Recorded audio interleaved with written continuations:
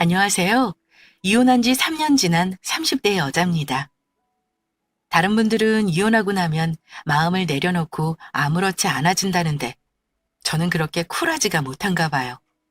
아마 사람의 배신당한 상처는 쉽게 잊혀지지 않은 건가 봅니다. 저는 3년 전 10년의 결혼 생활에 종지부를 찍었어요. 자식 생각해서 참고 살려고 했지만 진짜 계속 같이 살다가는 정신병 걸릴 것 같아서 이혼 소송하고 1년 반 만에 겨우 이혼에 성공했습니다. 이혼하고 난 지금은 친정 식구들과 딸과 함께 살고 있어요. 팔자 고운 여자들은 결혼하면 돈 잘 버는 남자에게 의지하고 산다던데 저는 팔자가 이렇게 타고난 건지 같이 사는 남편 놈을 먹여 살리기까지 하며 20대부터 늘 혼자 뭐든 헤쳐나가야 하는 삶을 살았습니다. 결혼이든 연애든 어느 한쪽이 상대방보다 조금 더 퍼주고 힘든 쪽이 있기 마련이죠. 그런데 하필 제가 그랬습니다. 언제나 먼저 희생하고 퍼주고 힘든 쪽은 제 쪽이었어요. 하지만 제 행복이 가족들 풍요롭게 지내고 하고 싶은 거 먹고 싶은 거 부족함 없는 거 보는 게 낙이라 몸이 부서질 듯 아파도 참고 살았어요. 저의 경우 남편도 문제였지만 거지 같은 시댁도 제가 이혼 결심하는데 한몫했습니다. 분명 잘못한 건 남편 놈인데 시댁에서는 남편의 잘못에 대한 원인을 제가 제공했다며 억지를 부렸고요. 저는 이혼하기 전에 금전 문제로 시댁과는 먼저 연을 끊고 살았습니다. 시댁과 연 끊고 산다는 게 남편도 의존하고 사는 거 아니면 쉽지 않은 일입니다. 내가 안 보고 살더라도 내 돈 나가는 것까지 안 하고 살 수는 없더라고요. 그렇게 10년 결혼 생활하면서 내가 단단히 호구짓했구나 깨달은 멍청이가 바로 접니다. 전 남편 놈이 얼마나 뻔뻔한 놈이냐면요. 최근에 정말 싫었지만 전 남편 놈한테 연락을 했었습니다. 이놈이 이혼하기 전에 제 명의로 된 차를 몰고 다녔었는데 차를 처분하려고 보니 압류가 되어 있는 거예요. 주정차 위반이며 속도 위반이며 각종 과태료가 무려 80만 원이 넘게요. 제가 아니라 전부 전 남편 놈이 단속당한 것 같길래 내라고 했습니다. 민채 아빠, 당신 위반한 건 깔끔하게 정리해줘야 할 거 아니야. 한두 푼도 아니고 내가 이건 못 내주겠어. 내역 보내줄 테니까 빨리 정리해줘. 당신은 나 알거지 만들어 놓고 무슨 과태료까지 내라고 하는 거야? 애 양육비 보내줄 것도 없는 거 몰라? 난 돈 없으니까 당신이 알아서 해. 뭐? 대체 수중에 입 깎고 낼 돈도 없이 살아? 참 알만하다. 사실을 말하자면 이혼하고 나서 남편한테 우리 딸 양육비 제때 받은 적이 없습니다. 그것뿐 아니라 2달에 한 번 면접 교섭권으로 아이 만날 기회를 줬음에도 아이 보겠다는 말도 한 적 없는 사람이에요. 심지어 초등학교 입학할 때도 전화 한 통 없었고 선물 하나 없었던 사람입니다. 돈벌이를 한다고 들었는데 자기 딸 주는 양육비가 그렇게 아깝게 느껴지나 봐요. 그러면서 자기가 데리고 놀던 여자애에게는 온갖 명품에 화장품이며 옷이며 돈을 그렇게 펑펑 썼는지 참 쓰레기 같은 놈입니다. 물론 지금은 그전처럼 자기 맘대로 돈 쓰고 다니진 못하겠지만요.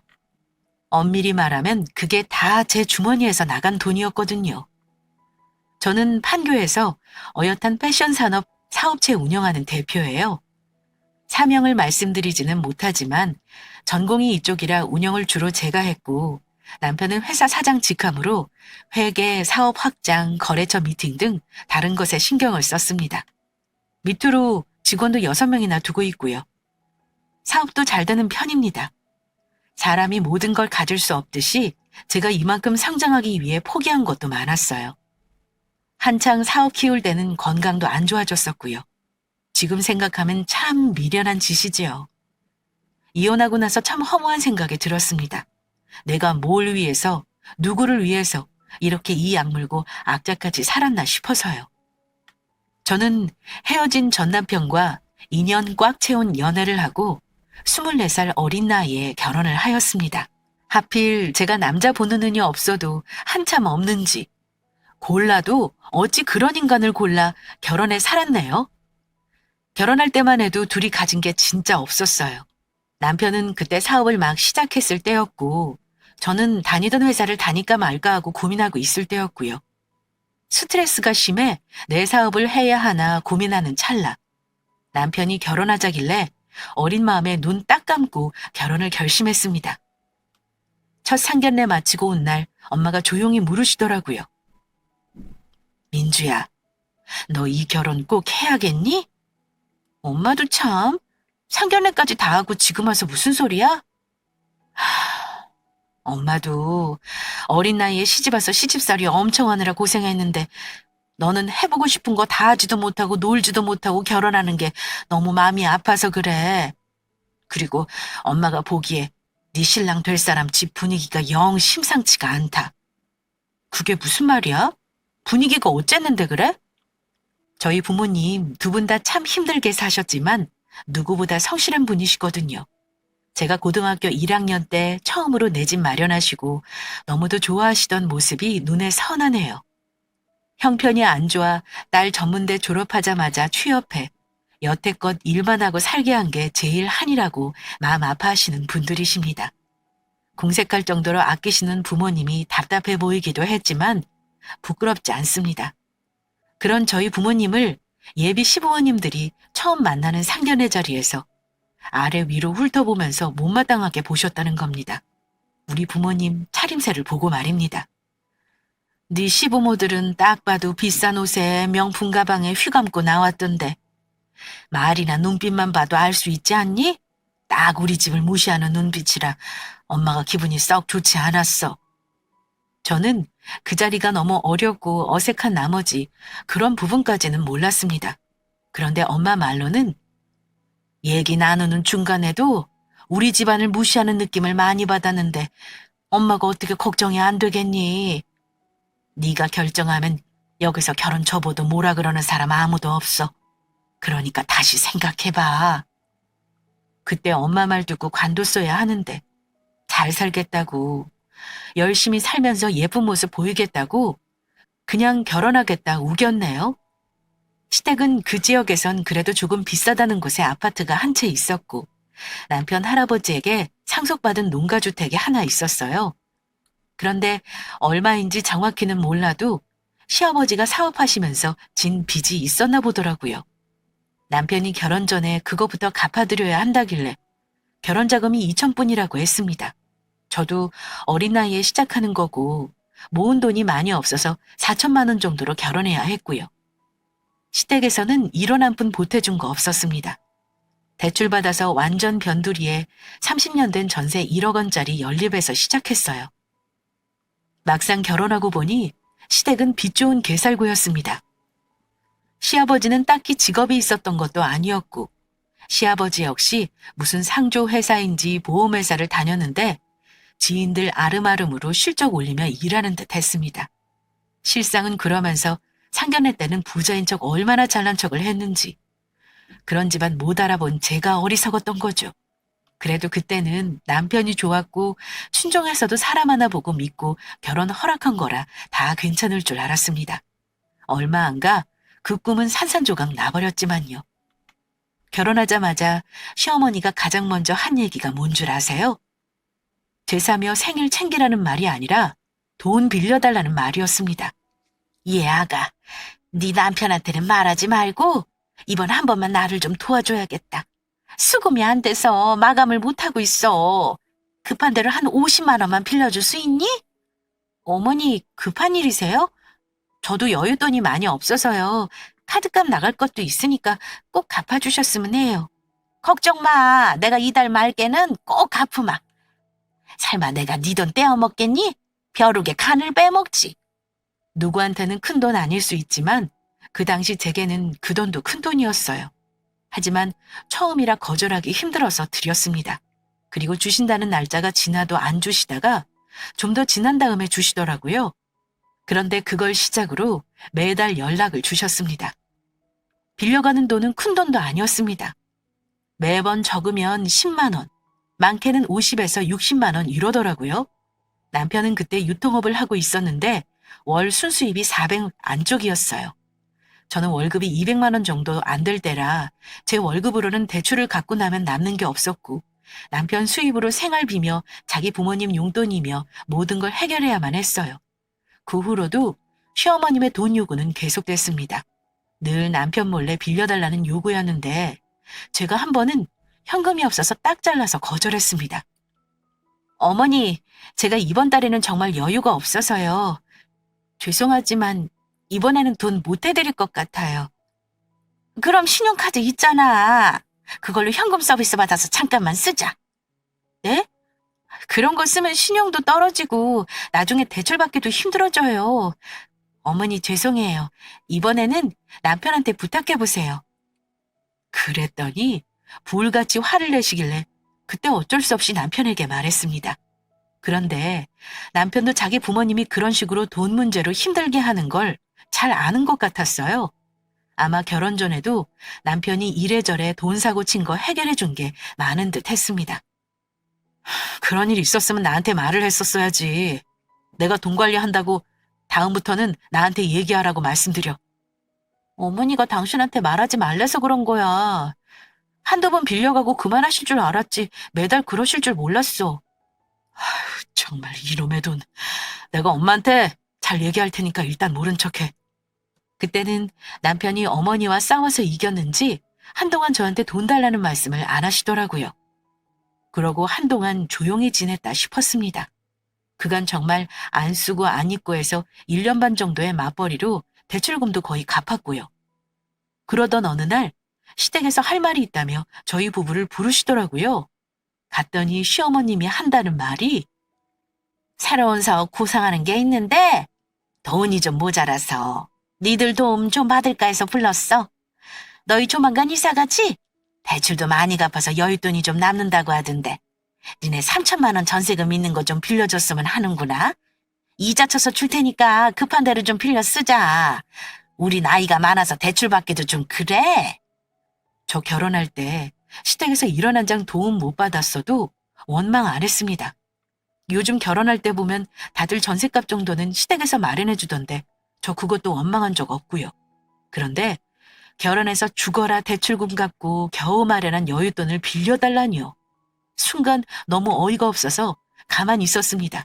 그랬더니 옆에 있던 시아버지가 한마디 하시길 그깟 3천만 원 부모가 좀 빌려달라는데 고민을 하니? 대답하기가 그리 어려운 거야? 그깟 3천만 원이라는 말을 듣자 속에서 우라가 치밀었습니다. 남편을 슬쩍 봤더니 제 눈치만 보고 있는 겁니다. 너는 네가 벌어다 준 돈으로 대출도 갚고 모은 거면서 뭘 네 마누라 눈치를 보고 그러니? 결혼했다고 마누라 눈치나 보고 네 부모는 나 몰라라 할 셈이야? 아니 엄마, 그게 아니라 우리도 계획이 있잖아요. 그 돈 힘들게 모은 돈인데 갑자기 달라 그러시면 저희도 곤란하죠. 그러니까 안 간다는 게 아니라 빌려달라는 거잖아. 가만히 있으면 눈 뜨고 코 베일 것 같은 분위기라 제가 눈물을 뚝뚝 흘리면서 말했습니다. 그 돈 어떻게 모은 건지 아세요? 다 쓰러져가는 집 살면서도 이사 가는 거 목표로 정말 힘들게 모은 돈이에요. 저 죄송하지만 그 돈은 못 빌려드려요. 나쁜 며느리라고 해도 상관없어요. 저 안 보고 사신다고 하면 그렇게 할게요. 그 돈은 못 드리겠습니다. 그랬더니 시부모님 두 분 다 얼굴이 벌개져서는 남편을 나무라시는 겁니다. 나중에 우리 사는 집 너한테 물려줄 건데 그건 생각 안 하니? 너는 돈 관리 네가 한다면서 네가 준다면 그만이잖아 이놈아. 마누라 눈치 그만 봐. 진짜 남편이 병신 같은 게 거기서 단호하게 거절하면 부모님도 더 이상 요구를 못 하실 텐데 우물쭈물 우유부단한 태도를 보이더라고요. 저는 그 돈 빌려주면 이혼할 생각이었습니다. 이혼 서류에 도장 찍고 돈 빼가라 했더니 남편이 그제야 거절하더군요. 그 일 이후로 저와 시부모님 사이가 틀어졌습니다. 그런데 웃긴 게요. 저랑 그렇게 틀어졌으면 더 이상 돈 요구 안 하실 줄 알았거든요. 그런데 그 뒤로도 무슨 다단계 사업을 한다, 무슨 창고 사업을 한다며 하는 족족 말아먹는 것 같더라고요. 그런데 저한테는 차마 말 못하고 시누이와 남편한테 몰래 빌린 것 같았습니다. 심지어 남편이 사업자 명의로 대출을 해준 것도 알게 되었는데요. 그 일이 남편 사업을 망하게 하는데 일조를 했습니다. 시부모님이 큰돈 빌리면서 언제까지 주겠다고 얘기를 하셨나 봐요. 그런데 약속한 기한까지 당연히 돈을 주지 않았고 남편은 그 돈을 계속 연체하다가 결국 신용불량자가 되고 말았습니다. 설상가상으로 그때 사업도 잘 안 되어서 수중에 돈이 없었고요. 신랑이 저한테 감추고 감추다 도저히 안 되겠는지 실토하더라고요. 여보, 상황이 이런데 어쩌면 좋겠어? 당신도 모은 돈 얼마 없는 거 아는데 일단 내가 살고 봐야지. 이번 한 번만 좀 도와줄 수 없을까? 한두 번도 아니고 내가 도와주면 거기서 끝나긴 해? 밑 빠진 독에 물 붓는 거잖아. 그렇게 당하고도 당신은 나 몰래 돈을 해드린 거야? 차라리 부모님 아파트 그거 팔아서 정리하시라 그래. 우린 집도 없는데 매번 사고치고 왜 우리한테 해결하라 그러시는 거야? 시부모님 사는 아파트 팔면 팔았지 못 도와드리겠다 했습니다. 그거 팔아서 빚 정리하고 나가는 이자 없게 하라고 했죠. 그랬는데 남편이 하는 말이 참 기가 막혔습니다. 사실은 부모님 아파트 대출이 꽉 차서 팔아봤자 남는 돈이 몇천 되지도 않는 것 같더라. 엄마는 차라리 우리 집에서 대출 갚고 우리가 부모님 아파트 넘겨받아 같이 합가해 사는 게 어떠냐 하쇼. 내 생각에도 그 방법이 최선인 것 같아. 뭘 넘겨받아? 그 집 등기부 등본 때 보기나 했어? 집을 넘겨받는 게 아니라 빚을 넘겨받는 거잖아. 난 절대 그렇게는 못하겠다. 우리한테 물려준다던 부모님 아파트는 재산이 아니라 빚덩어리였습니다. 집 나가는 꼴 보고 싶지 않으면 그럴 생각 말라고 완강히 거절했고 결국 설득 끝에 부모님 집을 팔게 됐습니다. 어머니는 그 집 팔아 남편 빚이며 담보대출이며 다 처리했습니다. 그러고 났더니 수중에 남은 돈은 고작 6천이었대요. 그 돈이랑 수중에 있는 돈으로 겨우 변두리에 전세 얻어 살게 되었고요. 이런 꼴을 봤으니 제가 시댁 식구들 얼굴 보고 싶겠어요? 시댁에서 전화만 오면 불안 초조 증세에 손이 떨리고 심지어는 심장이 너무 쿵쾅거리고 정신병 증세까지 오더라고요. 당연히 그때부터 시모가 전화해서 오라 해도 가지 않았고 연락 와도 받지도 않았습니다. 남편에게도 도저히 너네 집구석이랑 상종 못하겠다고 못 받고 그 뒤로 명절이고 제사고 안 갔습니다. 그때 시댁하고 연 끄는 거 결심하고 남편과 밤을 꼬박 새우다시피 얘기했습니다. 당신 집하고는 이제 상종도 안 할 거고 인연 끊을 거야. 하지만 당신은 부모니 내가 끊으라고까지는 못하겠다. 당신이 선택할 문제지만 나한테는 이제 당신 부모에게 도리하라고 강요하지 마. 안 그러면 당신하고 이혼할 생각이야. 그래. 일단 알겠어.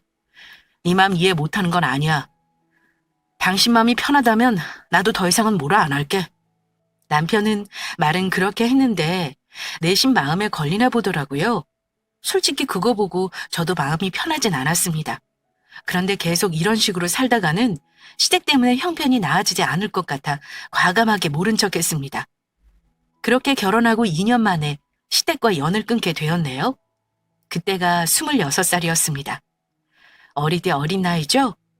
너무 힘들어서 그때는 애도 안 들어서더군요. 그때부터 결심한 게 이대로 월급쟁이 생활을 해봤자 도저히 가난을 탈출할 수 없을 것 같다는 걸 느꼈고 돈 공부를 시작했습니다. 그때 참 절박했어요. 남편은 이미 신용불량자에 하던 사업도 거진 말아먹은 상태나 다름없었거든요.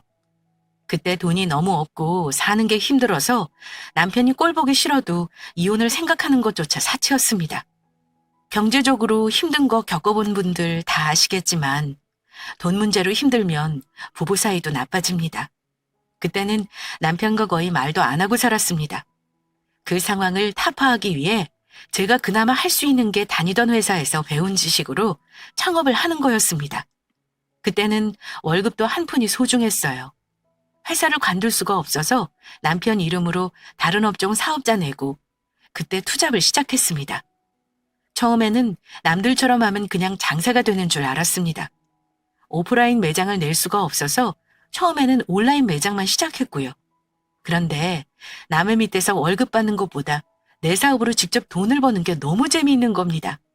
하나하나 배우고 시행착오 거치면서 처음에 시작할 때 월 매출 10만 원도 안 나왔던 사업이 6개월 후에는 월 매출 800 정도가 나오게 되었습니다. 그런데 남편 명의로 사업하는 게 수익금 정산도 그렇고 너무 불편한 점이 많더라고요. 그래서 사업 수익이 월급을 2배 넘어서는 그때 저는 퇴직을 했습니다. 사업자 명의도 저로 바꿨고요.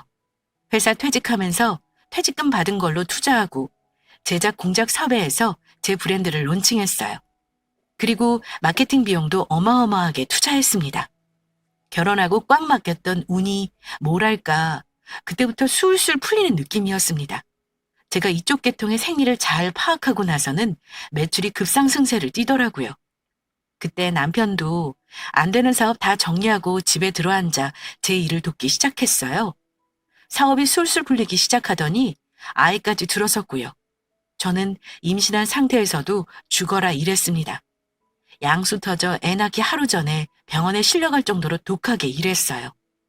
노력은 사람을 배신하지 않는다잖아요. 그때는 제 노력에 돈으로 보상이 오는 게 너무 재미있었습니다. 애 낳고 나서도 저는 시댁과 연락 안 했어요. 남편은 그래도 애 보여주겠다고 100일 지난 애 데리고 자기 부모님 만나러 다녀오긴 했지만요. 그런데 그때까지도 별말 없었던 남편이 애 낳고 나니까 조금 변하더라고요. 당신도 참 독하다. 아니 그 정도 세월 지나고 애까지 낳았으면 이제 우리 부모님 왕래하고 살아도 되는 거 아니야? 자주 오가는 것도 아닌데 계속 이렇게 살 생각이야? 어머니랑 연락하고 사는 순간 내 돈은 내 돈이 아니게 되는 거 당신 모르나 봐? 가라면 당신이나 가. 가끔은 제가 시댁에 가지 않는 거에 대해 불만을 토로하기도 했습니다만 저는 끝까지 모른 척 했습니다. 그렇게 7년이라는 세월이 흐르면서 저는 30 중반의 나이가 되었고 제 사업은 나날이 발전해 사무실도 임대해 직원까지 둘 정도로 성장했습니다. 그때 첫 매장을 판교에 오픈했는데 젊은 엄마들이 많은 동네라 매출이 잘 나왔어요. 다른 지역에 3호점까지 매장이 생겼고요. 제가 사업에 뛰어든 지 7년 만에 이룬 성과였습니다. 물론 내 집 마련도 했고 친정의 생활비를 넉넉히 보태줄 정도로 여유도 생겼습니다.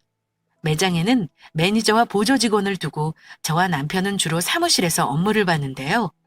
거기도 직원이 6명이 있었습니다. 특성상 모두 30대 미만의 세련된 여직원들이었어요. 저는 업무를 하긴 했지만 주로 남편이 잡다한 회계 처리와 매출 관리를 했고요. 사장이란 직함도 남편에게 달아줬습니다. 여러모로 그게 편할 때가 많았거든요. 제가 아이 때문에 퇴근을 먼저 하는지라 주로 직원들과 소통은 남편이 도맡아 했어요. 말하자면 남편이 바지사장 노릇을 했습니다. 남편은 데리고 있는 직원들을 잘 챙겨야 한다며 가끔 회식도 주도했어요. 워낙 술 좋아하는 사람이라 한 번 회식하면 2차, 3차는 기본이었죠. 직원들이 다 아가씨라 제가 걱정돼서 자제하라고 하면 남편은 이렇게 큰 소리 쳤습니다. 내가 대리비까지 다 주고 차 없는 직원들은 택시 태워서 보냈어. 걱정 마. 그래도 여직원들을 새벽까지 붙잡아 놓는 사장이 어딨어? 욕먹기 싫으니까 제발 그러지 마. 직원들이 좋아서 당신이랑 있었겠어? 다 월급 주는 사람이니까 어쩔 수 없이 있는 거지? 직원들은 아마 우리 부부 보고 남편이 실질적인 사장인 줄 알고 있었을 겁니다. 사람이 사는 게 여유로워지면 어떤 줄 아세요? 의식주가 힘들면 여가는 생각도 못하는 법이잖아요. 그런데 그 문제가 해결되고 돈이 궁하지 않으면 남자들은 꼭 딴 생각을 합니다. 사람 나름이겠지만 제 옆집이라는 사람은 그랬어요. 저는 돈 벌면서 가족을 위해 썼는데 남편은 그게 아니었습니다. 40 다 돼가는 나이에 갑자기 외모에 관심을 가지더니 옷을 그렇게 사더라고요. 저는 늙기 싫어서 최후의 발악을 하는 줄로만 알았습니다. 그런데 남자가 행동이 변할 때는 분명 원인이 있는 거더라고요. 한 번은 제가 퇴근했는 줄 알았는지 볼일 본 후 잠깐 사무실에 들른 적이 있었거든요. 퇴근 시간 이후라 당연히 아무도 없을 줄 알고 들어갔는데 사무실에 남편과 들어온 지 1년 안 된 28살짜리 여직원이 갑자기 저를 보고 화들짝 놀라는 겁니다. 마치 뭘 하다가 들키기라도 한 것처럼요. 당신 뭐해? 아직도 퇴근 안 했어? 현지 씨도 아직 안 갔네? 당신 집에 간 거 아니었어? 오늘 현지 씨가 야근한다길래 나도 밥이나 같이 시켜 먹고 들어가려던 참이야. 머쓱하게 말하는 남편이 좀 이상했습니다. 뭐 제 느낌이 이상할 수도 있고 멀쩡한 직원을 의심하면 안 되는 거니까 집에 왔을 때 높아심에 제가 한마디 했습니다. 가뜩이나 우리 회사 여직원 많아서 말 나오기 쉬우니까 당신 행동거지 오해 안 받게 조심해. 내 귀에 이상한 소리 들리면 당신 그날로 회사 못 나올 줄 알아? 아이, 그럴 일 없어. 회사 사장이라는 사람이 그러겠냐? 걱정 마. 펄쩍 뛰며 허튼 짓 하고 다니는 거 없다고 하길래 저도 그래, 그 정도 사리분별은 하는 사람이겠지 하고 넘어갔습니다. 그러다가 남편이 저를 속이고 엉뚱한 짓을 하고 있다는 걸 알게 된 사건이 일어났습니다. 하필 그쯤에 친정엄마가 무릎 인공관절 수술을 하셨어요. 시간차를 두고 양쪽을 다 수술하셔야 했는데 걸어 다닐 수가 없어서 옆에서 간병할 사람이 꼭 필요한 상황이었습니다. 그래서 제가 엄마를 2, 3개월 정도 돌봐드려야 했어요. 그래서 회사 중요한 업무를 어쩔 수 없이 남편에게 당분간 위임해야 했습니다. 아이랑 엄마 챙기려면 큰 차 필요한 것 같아 남편 차를 당분간 제가 쓰기로 했는데요. 차 바꿔 쓴 날 첫날 남편 트렁크를 열었는데 거기에 여자 운동화가 있었습니다. 발목 낮은 멋내기용 운동화였고 심지어 양말도 그 안에 있었어요. 제 것은 당연히 아니었고요. 근데 사람 촉이라는 게 있는 건지 그 신발 보자마자 느낌이 좀 이상한 거예요. 갑자기 얼마 전 사무실에서 여직원과 같이 있었던 남편이 떠오르는 겁니다. 남편에게 전화로 물어봤습니다. 차에 있는 운동화 누구 거야? 남편은 미처 몰랐는지 처음엔 당황하는 기색이었어요. 어? 아, 그거 출장 갈 때 신는다고 현재 씨가 놔둔 거야. 돌려준다는 걸 깜빡했네. 이러면서 얼버무리는데 너무 이상한 거예요. 남의 차에 자기 운동화를 벗어놓고 다니는 게 이해가 가시나요? 그것도 회사 차도 아니고 남편 개인 차에 말입니다. 그렇다는 건 매번 남편 차를 타고 다닌다는 거잖아요? 당신, 전에도 말했지만 내가 오해할 일 없게 하라고 했지? 근데 지금 벌써 두 번째야? 당신 현지 씨랑 혹시 따로 만나고 다니니? 무슨 소리야? 절대 그런 일 없어. 그 신발 당장 주인한테 돌려줘. 그리고 앞으로는 출장 갈 때 당신 차로 가지 마. 이번이 마지막이야. 분명 딴짓거리 하지 말라고 경고했다. 행동 조심해. 딱 잡아떼는 거 보고 이상했지만 어쩌겠습니까? 심증만 있고 물증이 없으니까요. 게다가 당분간 제가 사무실에 나갈 형편이 아니라 두 사람을 지켜볼 수도 없는 노릇이었고요. 남편에게는 그냥 넘어가겠다고 했는데 솔직히 속마음은 아니었습니다. 저는 고심 끝에 궁여지책을 하나 생각해냈는데요. 바로 사무실에 제 끈앞풀을 심어놓는 거였습니다. 제 편들어줄 여직원 하나 포섭하는 건 식은 죽 먹기였습니다. 여직원 많은 직장에는 늘 편가리기와 시기 질투가 있기 마련인데 남편과 썸 타는 그 여직원과 사이가 별로 좋지 않은 여직원 한 명이 있었거든요.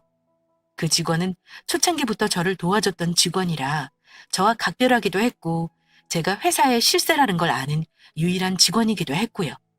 그래서 사정을 말하고 한 달 동안 남편과 그 여자를 좀 지켜봐달라 부탁했습니다. 그 직원에게 창피한 무릅쓰고 부탁했더니 여직원이 제게 머뭇거리며 뜻밖의 말을 하나 해주는 겁니다. 저기 대표님, 실은 저희 직원들 다 알면서 모르는 척 하는 건데요. 사장님이랑 현지 씨랑 출퇴근 같이 한 게 1년이 넘었어요. 대표님이 매일 늦게 나오시니까 모르셨을 거예요. 뭐? 그게 사실이에요? 네, 사장님 말로는 현지 씨 집이 가는 길이라 도와준다고 하는데 사장님이 가려면 돌아가는 길이거든요. 저번에 회식할 때도 저녁만 먹고 헤어지는데 둘이 차 타고 사라졌고요. 직원들 사이에서 말이 많아요. 이거 말해야 하는 건지 저도 고민했는데 대표님이 이런 부탁하신다는 건 둘 사이가 뭔가 이상하다는 거 눈치채신 것 같아서 저도 말씀드리는 거예요. 저는 그 말을 듣고 확신했습니다. 이미 바람이 났구나 하고요. 1년 동안 출퇴근시켜준 정성이 너무 소름 끼쳤고 그동안 회식이니 뭐니 하며 새벽에 들어온 것도 의심이 갔습니다. 결혼 7년 동안 남편 카드 내역이며 통장이며 한 번도 본 적이 없었는데 그때는 봐야겠다는 생각이 들더라고요. 신용불량자 겨우 탈출시켜주고 카드 만들 수 있게 해줬더니 기껏 한다는 짓이 이제는 여자 문제로 제 속을 썩이나 싶어 가슴이 무너졌습니다. 남편 인증서 비번으로 카드사 로그인해서 싹 다 뒤졌는데 정말 어이가 없어서 1년치 거슬러 올라가다가 포기했습니다. 이미 일주일 전에도 모텔비며 백화점이며 결제된 내역이 있었으니 더 볼 것도 없었어요. 이미 돌이킬 수 없는 일인 거 알고 나서는 어떻게 하면 나를 엿먹인 두 인간을 철저하게 조져놓을까를 고민했네요. 남편에게 바로 말하고 뒤집어 놓기보다는 준비를 철저히 할 생각이었습니다. 저는 엄마 수술하고 병원에 있는 동안 짬을 내서 제가 수집한 증거 가지고 변호사 사무실에 가져가 이혼소송 상담받았습니다. 간통죄가 없어서 이혼소송과 별도로 상간녀 소송을 해야 한다길래 비용이며 기간이며 꼼꼼하게 상담받고 증거자료 수집을 위해 시간을 좀 더 끌었습니다. 결정적으로 저를 도와주기로 한 직원이 남편과 바람피운 년과 주고받은 메시지를 보내주었는데요. 남편과 만나고 있다는 걸 실토하는 내용이었습니다. 비밀로 해달라는 뭐 그런 내용이었는데 제 손에 들어오게 된 거죠. 스스로 불륜 인정하는 내용이라 가장 결정적인 증거자료가 되었고요. 싫은 사람과 굳이 더 시간 끌 필요가 없다고 생각한 저는 남편에게 이혼하자고 했습니다. 남편과 바람 피운 직원에게는 해고 통보했고요. 당연하게도 남편은 펄펄 뛰더군요. 당신 엄마 병간호 한다더니 내 뒷조사하고 다닌 거야? 걔랑 아무 사이도 아니야. 당신 오해라고. 이깟 일을 우리 결혼 접는 게 말이 되는 소리야? 아무 사이도 아닌데 둘이 모텔 가고 영화 보고 출퇴근도 같이 하니? 우리 민채는 내가 키울 거야. 미리 말하지만 합의이혼은 없어. 당신이랑 곱게 끝낼 생각 없다는 말이야. 그년한테도 각오하라고 해.